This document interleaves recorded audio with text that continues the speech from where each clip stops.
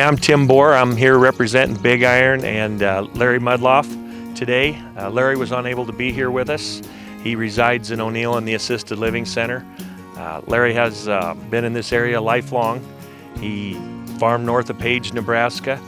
Just an interesting story about Larry and his farm. One of the first center pivots in the area was on Larry's farm, so that would tell you how long he's been here. They farmed about 1,000 acres, 50-50 rotation. Got a great late model line of John Deere equipment here. The 9660 combine, low houred. This equipment hasn't been used since 2020. When I came here to clean it up, it was all setting in the shed. John Deere 8-row, 30-inch row corn head, 30-foot flex head, two 750 J&M grain carts, two 8130 tractors, pre-def, real low-houred. One of them set up for loader, has a joystick in it.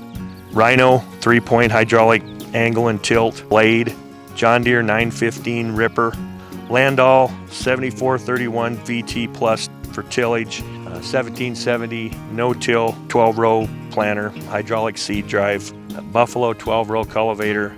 Larry took great pride in his equipment.